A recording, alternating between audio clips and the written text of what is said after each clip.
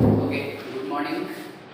आज हम लोग पढ़ेंगे यूनिट एंड डायमेंशन चैप्टर। ठीक है, unit and dimension.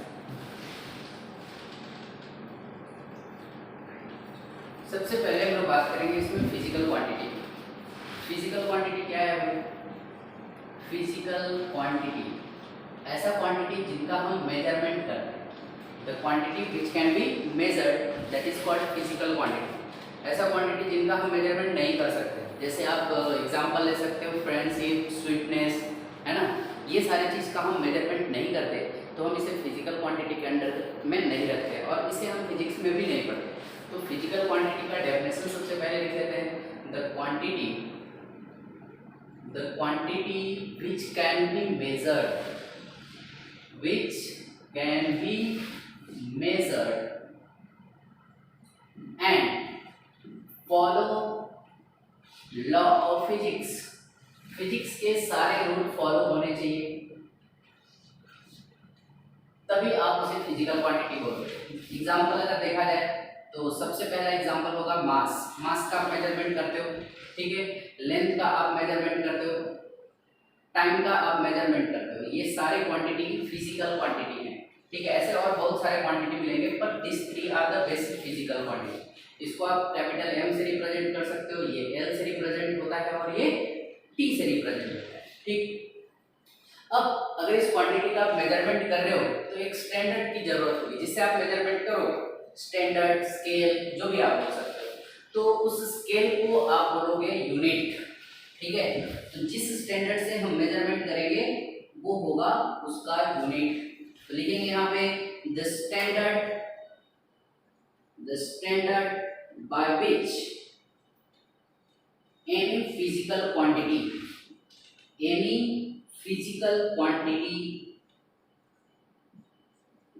Can be measured called its unit, ठीक है। एग्जाम्पल अगर देखें तो मास का यूनिट डिसाइड क्या होगा भाई?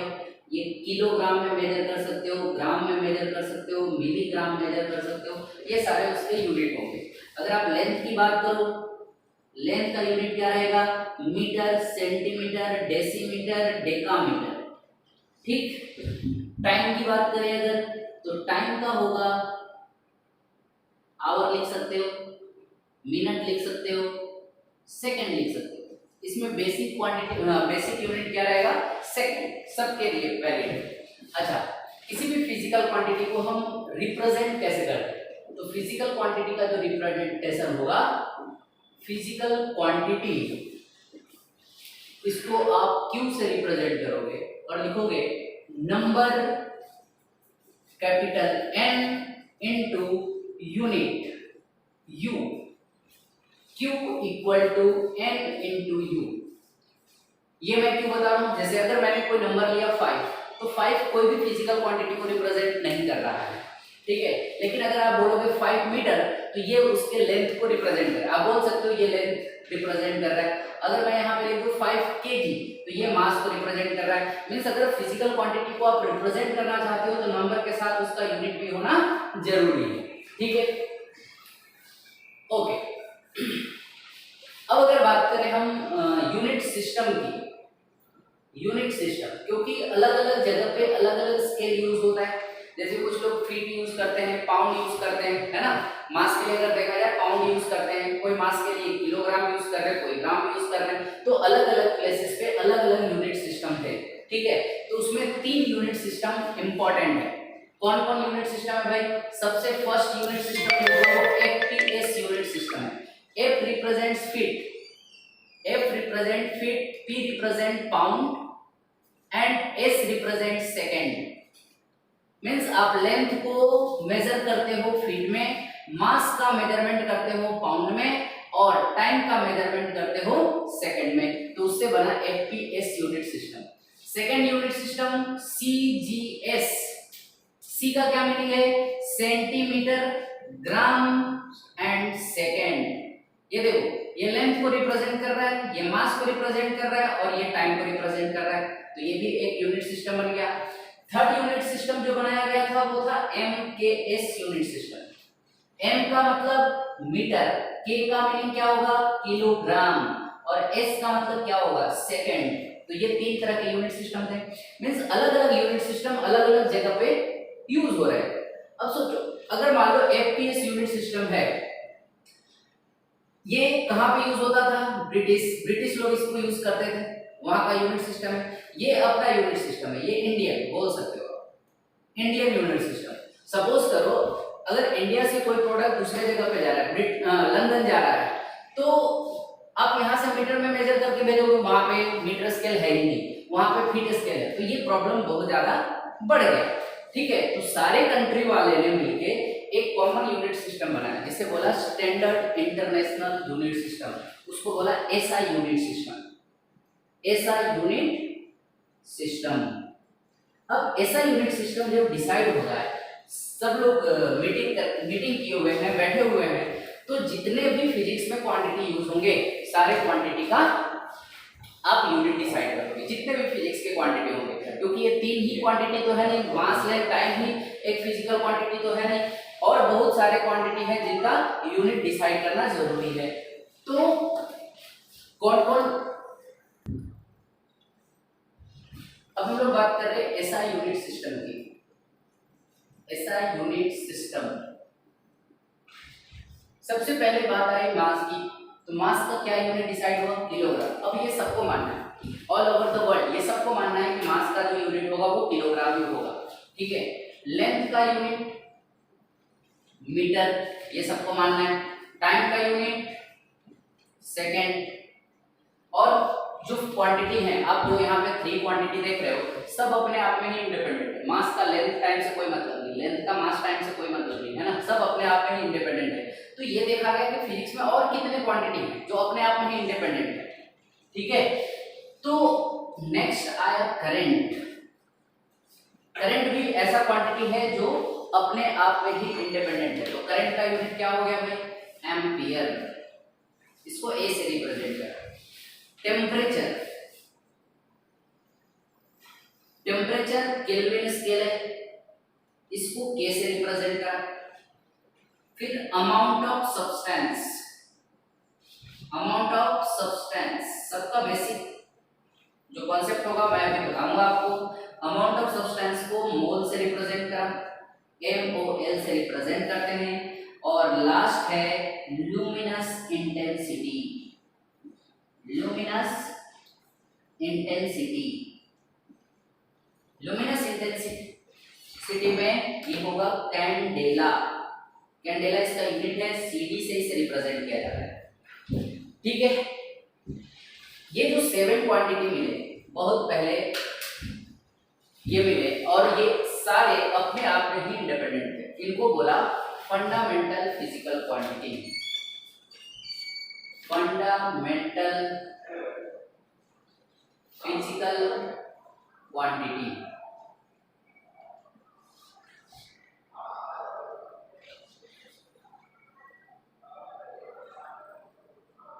इसका अगर डेफिनेशन चाहो तो आप लिख सकते हो, द क्वांटिटी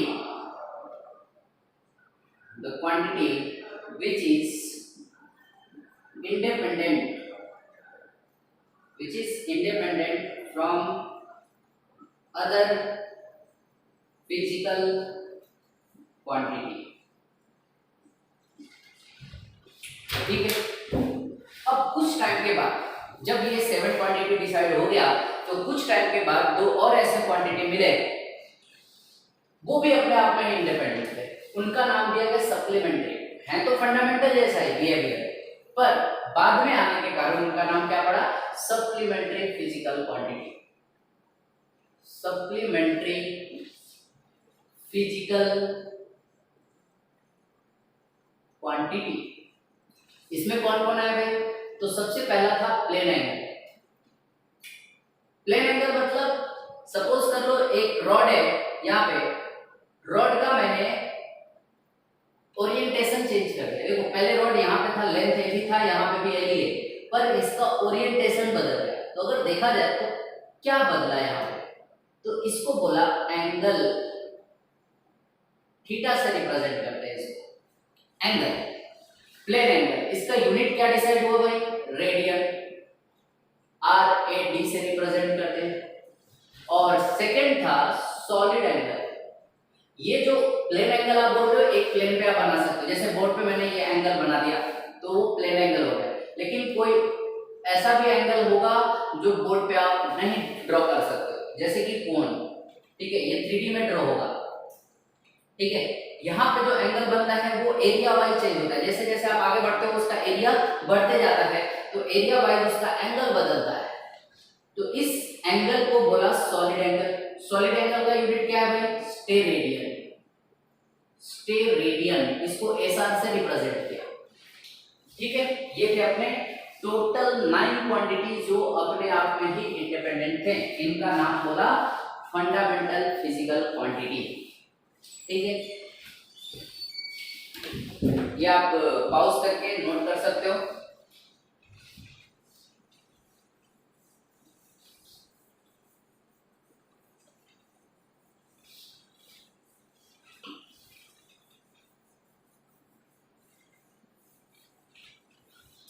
अब बात करेंगे हम लोग डिराइव्ड फिजिकल क्वांटिटी की। डिराइव्ड फिजिकल क्वांटिटी क्या है? डिराइव्ड फिजिकल क्वांटिटी, अब फिजिक्स में केवल 90 क्वांटिटी तो है नहीं, बहुत सारे ऐसे भी क्वांटिटी है जिनका मेजरमेंट होता है पर वो अपने आप में इंडिपेंडेंट नहीं होते, वो किसी पर डिपेंडेंसी शो करते हैं। वो क्या है भाई? तो पहले डेफिनेशन समझ लेते हैं। The quantity which depends on fundamental physical quantity, fundamental physical quantity। Example भी देख लेते हैं। देखो मैं यहाँ पे वही एग्जाम्पल कंसीडर करूंगा जो आप 9th या 10th में पढ़ चुके हो, ठीक है, एक्स्ट्रा आपको जानने की जरूरत नहीं है। वही क्वांटिटी पहले डिस्कस कर लेते हैं कि उसे क्यों हम डिराइव्ड क्वांटिटी बोलते हैं। एग्जाम्पल आप ले सकते हो एरिया। एरिया का फॉर्मूला क्या है?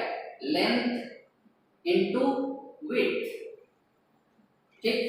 अगर आप ध्यान से देखो तो लेंथ तो लेंथ है ही, लेकिन विड्थ भी एक तरह का लेंथ ही है, ठीक है, विड्थ भी एक तरह का लेंथ है। तो सबसे पहले मैं ये डिसाइड कर लेता हूँ कि कौन कौन सा ऐसा क्वांटिटी है जिसका मीनिंग लेंथ होता है, ठीक है। तो अगर कहीं आप लेंथ देख रहे हो फॉर्मूले में तो उसे आप एल से रिप्रेजेंट कर सकते हो। विड्थ अगर देख रहे हो उसको भी आप एल से रिप्रेजेंट कर सकते हो। हाइट अगर कहीं दिखाई दे दे तो वो भी एल से रिप्रेजेंटेशन होगा। डिस्प्लेसमेंट भी अगर कहीं दिखे फॉर्मूले में तो उसके प्लेस पे भी आप एल लिख सकते हो। डिस्टेंस कहीं दिख जाए उसके प्लेस पे भी एल। वेवलेंथ दिखे वहां पे भी आप एल लिख सकते हो, क्योंकि ये एक टाइम पीरियड में वेव के द्वारा कवर किया हुआ डिस्टेंस ही है। कहीं रेडियस दिख जाए फॉर्मूले में तो रेडियस के प्लेस पे भी आप एल लिख सकते हो। कहीं आपको आर्क दिख जाए, आर्क लेंथ, तो ये भी आप एल से रिप्रेजेंट कर सकते हो, ठीक। अब आते हैं वापस एरिया। हमें दिखाना है कि area depends on the fundamental, और फंडामेंटल में length, mass, time, current, temperature, amount of substance, luminous intensity, plane angle and solid angle, ये सारे क्वांटिटी ही फंडामेंटल है। अब हमें यही दिखाना है कि एरिया इन्हीं 9 क्वांटिटी पे डिपेंड कर रहा है। तो एरिया को आपने लिखा लेंथ इनटू विड्थ। लेंथ तो आप एल लिख ही रहे हो, विड्थ को भी एल लिख सकते हो। यहाँ पे आप देख सकते हो विड्थ भी एल से रिप्रेजेंट किया जा सकता है। हाँ, मीनिंग अगर आप वैल्यू वाइज देखोगे तो वैल्यू वाइज अलग अलग होगा। हाइट का वैल्यू अलग हो सकता है, विड्थ का वैल्यू अलग हो सकता है, पर यूनिट देखोगे तो सबका सेम। इसलिए मैंने सबको एल से रिप्रेजेंट करना सही समझा। अब एल इंटू एल लिखा तो ये एल स्क्वायर। तो एरिया का डिपेंडेंसी लेंथ पे है ना, पावर कुछ भी हो, एरिया का डिपेंडेंसी किस पे है? लेंथ पे है, ठीक है। अगर आप वॉल्यूम की बात करो, वॉल्यूम, तो आप इसे लिख सकते हो length into width into height. ये फॉर्मूला, ये बेसिक फॉर्मूला जो आपको लिखा जा रहा है यहाँ पे, वो बिल्कुल ही ध्यान रखना है।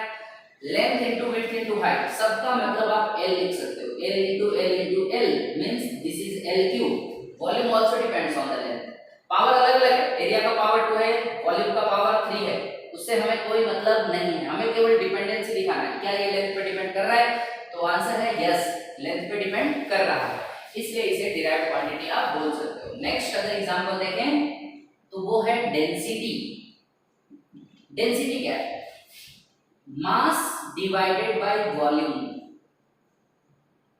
ये फॉर्मूला है, ठीक है। अब आप ध्यान से देखो, मास तो पहले से ही फंडामेंटल है ना, तो इसको छोड़ देना है, लेकिन वॉल्यूम फंडामेंटल नहीं है, पर हमें पता है वॉल्यूम को इन टर्म्स ऑफ फंडामेंटल कैसे एक्सप्रेस किया जाता है, तो आप यहाँ पे लिख सकते हो। तो मास को छोड़ देना है और वॉल्यूम को तोड़ देना है। वॉल्यूम को क्या लिख सकते हो आप? L Q. जो पहले से फंडामेंटल है उसको छोड़ देना है, जो नहीं है उसको तोड़ देना है। आप उसका बेसिक फॉर्मूला पहले से जानते हो। नेक्स्ट देखते हैं,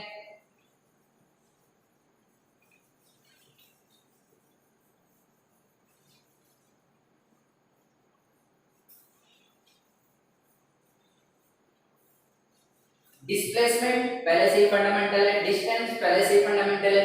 अब बात करते हैं वेलोसिटी की। वेलोसिटी का फॉर्मूला क्या है? वेलोसिटी है डिस्प्लेसमेंट डिवाइडेड बाय टाइम। देखो हम बेसिक बात पे अभी नहीं जाएंगे कि डिस्प्लेसमेंट का क्या मीनिंग है, हमें केवल उसका रिलेशन देखना है विद फंडामेंटल क्वांटिटी। तो आप वेलोसिटी को लिख सकते हो displacement divided by time. Displacement को मैंने बोला था एल से रिप्रेजेंट कर लो और टाइम को टी से। तो देख सकते हो वेलोसिटी लेंथ पे भी डिपेंड कर रहा है और टाइम पे, दोनों फंडामेंटल ही है, तो वेलोसिटी भी डिराइव्ड क्वांटिटी होगा। आप बात कर लो स्पीड की, तो स्पीड का क्या होता है? Distance divided by time. Distance divided by time. Distance को मैंने बोला था एल से रिप्रेजेंट करने के लिए और टाइम को एज इट इज लिख दो। तो कहीं पे भी फॉर्मूले में वेलोसिटी आता है तो आप उसके जगह पे एल बाई टी लिख सकते हो बिना झिझक। अब स्पीड की बात करो, कहीं पे भी अगर स्पीड आया तो आप उसके प्लेस में भी क्या लिख सकते हो? एल बाई टी लिख सकते हो, ठीक। नेक्स्ट बात करते हैं एक्सेलरेशन की। एक्सेलरेशन क्या होता है भाई? एक्सेलरेशन है वेलोसिटी डिवाइडेड बाय टाइम। देखो यहाँ पे वेलोसिटी आया, वेलोसिटी यहाँ पे आ गया। अब इसमें हमें देखना होगा कि कौन सा फंडामेंटल है और कौन सा डिराइव्ड है। आप देख सकते हो इसमें टाइम पहले से ही फंडामेंटल है, तो डिनोमिनेटर में टाइम को एज इट इज लिख लो। अब वेलोसिटी को इन टर्म्स ऑफ फंडामेंटल लिखने के लिए मैंने सिखाया L बाई टी, तो आप V के जगह पे L और नीचे ही T लिखोगे। वेलोसिटी में आप देख सकते हो L न्यूमरेटर में और T डिनोमिनेटर में, तो आप यहाँ पे भी वही लिखोगे L न्यूमरेटर में और T डिनोमिनेटर में। तो ओवरऑल देखा जाए तो ये आ जाएगा L बाई टी स्क्वायर। हाँ, कहीं पे भी आप फॉर्मूले में एक्सेलरेशन लिखोगे तो आपको यही फॉर्मूला मेंशन करना है, ये नहीं। अगर आप डायरेक्टली ये लिख दोगे तो फिर बार बार आपको प्रॉब्लम आएगा, कभी भूल गए ये चीज तो प्रॉब्लम आना शुरू। इसलिए हमें बेसिक फॉर्मूले पे कंसंट्रेट करना है। ये है बेसिक फॉर्मूला एक्सेलरेशन का, वेलोसिटी डिवाइडेड बाय टाइम। इसको आप ऐसे भी लिख सकते थे, और करके मैं लिख देता हूं, वेलोसिटी को L बाई टी लिख लेते और डिवाइडेड बाई टी लिख लेते, ये टाइम। यहाँ पे भी आप वही लिखने वाले L बाई टी स्क्वायर ही लिखने वाले, क्योंकि ये टाइम डिनोमिनेटर में ही जा रहा है। तो हम स्टार्टिंग से ऐसा क्यों ना करें कि अगर कोई चीज न्यूमरेटर में है, जो न्यूमरेटर में है उसको एज इट इज छोड़ने का, जो डिनोमिनेटर में है उसको भी डिनोमिनेटर में ही रखने का, जैसे मैंने यहाँ पे किया। ये देखो, यहाँ पे कभी भी आपको कंफ्यूजन नहीं आएगा, ठीक है। यहाँ पे आप कभी कंफ्यूज हो सकते हो, A by B D by C वाला जो फॉर्मूला है, तो किसको न्यूमरेटर में रखना है किसको डिनोमिनेटर में रखना है, इसमें आप कंफ्यूज हो सकते हो। तो ये तरीका बेस्ट है, ठीक। नेक्स्ट आप एग्जांपल ले सकते हो फोर्स। फोर्स का क्या है भाई? फॉर्मूला याद रखना है आपको, मास इनटू एक्सेलरेशन। मास इनटू एक्सेलरेशन। अब मास तो पहले से ही फंडामेंटल है और एक्सेलरेशन डिराइव्ड क्वांटिटी है, पर हम इसे तोड़ सकते हैं, ठीक है। तो यहाँ स्टार्ट करते हैं, मास को छोड़ देते हैं और एक्सेलरेशन का बेसिक फॉर्मूला क्या है? Velocity divided by time. तो आप इसको लिख सकते हो v डिवाइडेड बाय t, ठीक। यहाँ तक कोई दिक्कत नहीं। अब आप देखिए, मास वेलोसिटी और टाइम है, इसमें मास और टाइम पहले से फंडामेंटल है, तो आप लिख सकते हो m डिवाइडेड बाय t, ये दोनों को छोड़ देना है। और वेलोसिटी को मैंने लिखना सीखा l डिवाइडेड बाय t, तो आप देखो l को ऊपर लिखने का, t को नीचे, तो फाइनली जो रिजल्ट आ रहा है वो ml divided by t square आ रहा है। यहाँ तक कोई confusion? Okay, ml divided by t square, force, mass into acceleration. अब नेक्स्ट देखते हैं, या पॉज करके नोट कर सकते हो।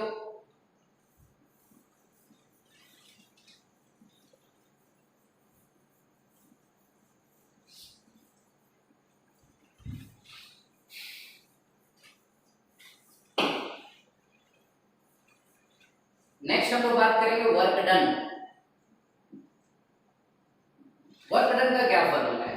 तो बेसिक फॉर्मूला ये आपको याद रखना, 9th क्लास में भी आपने पढ़ा होगा work done, force into displacement. देखो डिस्प्लेसमेंट को मैंने बोला लेंथ से रिप्रेजेंट कर लो, और फोर्स डिराइव्ड है, इसको तोड़ना पड़ेगा। तो देखो फोर्स को लिखा मास इनटू एक्सेलरेशन और डिस्प्लेसमेंट को लिखा एल। नेक्स्ट स्टेप में क्या करना है, एम एल पहले से फंडामेंटल है, छोड़ दो। एक्सेलरेशन को तोड़ना है, तो लेकिन एक्सेलरेशन का बेसिक फॉर्मूले से तोड़ना है, क्या है, वेलोसिटी डिवाइडेड बाय टाइम, तो आप यहाँ लिखोगे v डिवाइडेड बाय t। ठीक है, अब देखिए यहाँ पे मास, लेंथ और टाइम ये तीनों पहले से फंडामेंटल है, तो आप एज इट इज जो न्यूमरेटर में है उसको एज इट इज छोड़ना है, डिनोमिनेटर वाले को भी एज इट इज छोड़ना है। तो ml बाय t को छोड़ दो और वेलोसिटी को फिर सिर्फ l by t, l numerator में और t डिनोमिनेटर में, तो आप लिख सकते हो यहाँ पे ml square divided by t square. तो ये हो गया वर्क डन। देख सकते हो आप कि work done depends on mass, length as well as time. Power अलग अलग होगा, कोई फर्क नहीं, हमें केवल डिपेंडेंसी चेक करना है कि कौन कौन से क्वांटिटी पे ये डिपेंड कर रहा है। ठीक, नेक्स्ट अगर बात करें हम प्रेशर, प्रेशर का क्या फॉर्मूला है, फोर्स डिवाइडेड बाय एरिया। ये बेसिक फॉर्मूला रट जाना है अभी फिलहाल के लिए। अब फोर्स को देखें तो फोर्स का होगा मास इनटू एक्सेलरेशन, और एरिया को मैंने लिखना सीखा था, याद करो, लेंथ इनटू विड्थ होता है, और मैंने बोला था कि एल स्क्वायर लिख लो, ये एल स्क्वायर होगा। अब देख सकते हो आप मास एंड लेंथ ये दोनों फंडामेंटल है, इसको छोड़ देना है, m बाई एल स्क्वायर, इसे छोड़ दो। एक्सेलरेशन को तोड़ना है, एक्सेलरेशन का क्या basic formula, velocity by time, ये मैं बार बार बोल रहा हूं। एक्सेलरेशन वेलोसिटी बाय, डायरेक्टली आपको l बाय t स्क्वायर नहीं लिखना है, लिखोगे तब भी आंसर आएगा, कोई डाउट नहीं, पर हमें बेसिक से चलना है। एक्सेलरेशन का basic formula velocity divided by time. अब यहाँ पे क्या करेंगे, देखो m बाय, m फंडामेंटल है, l स्क्वायर फंडामेंटल है, टाइम फंडामेंटल है, तो इसको एज इट इज छोड़ो। वेलोसिटी को तोड़ो, वेलोसिटी को क्या लिखोगे, l बाय t। अब एक l ऊपर में भी नीचे l स्क्वायर है, तो आप एक l से एक l कट कर सकते हो, तो ऊपर एक m बचेगा, नीचे l t स्क्वायर बचेगा। तो ये होगा प्रेशर का रिलेशन। ये मास पे डिपेंड कर रहा है, लेंथ पे और टाइम पे, पावर अलग अलग है। नेक्स्ट आप बात कर लो पावर। पावर क्या होता है, वर्क डिवाइडेड बाय टाइम। अब ये वर्क को देखो, वर्क का अभी अभी मैंने फॉर्मूला पढ़ा, फोर्स इनटू डिस्प्लेसमेंट, तो मैं वही लिख रहा हूं यहाँ पे, F इनटू L, डिस्प्लेसमेंट को मैंने L लिख लिया और टाइम के जगह पे मैंने T लिख लिया। अब नेक्स्ट स्टेप क्या करेंगे, देखो L बाई T पहले से फंडामेंटल है, छोड़ दो, F नहीं है तो तोड़ दो। F का फॉर्मूला क्या है, मास इनटू एक्सेलरेशन, यहाँ देख सकते हो आप, मास into acceleration. Next step ml by t, ये पहले से फंडामेंटल है, एक्सेलरेशन को तोड़ना पड़ेगा, तो मैंने बोला v बाई t लिखो पहले, फिर ml by t square, ml divided by t square, ये छोड़ना पड़ेगा क्योंकि ये पहले से फंडामेंटल है। v को तोड़ो, v को क्या लिख सकते हो आप, l डिवाइडेड बाई t, तो फाइनल रिजल्ट आएगा ml square by t cube. तो ये है पावर का relation in terms of fundamental. Okay, यहाँ तक कोई प्रॉब्लम? तुम लोग बाकी का जो चीज रहेगा वो हम लोग नेक्स्ट क्लास में डिस्कस करेंगे, ठीक।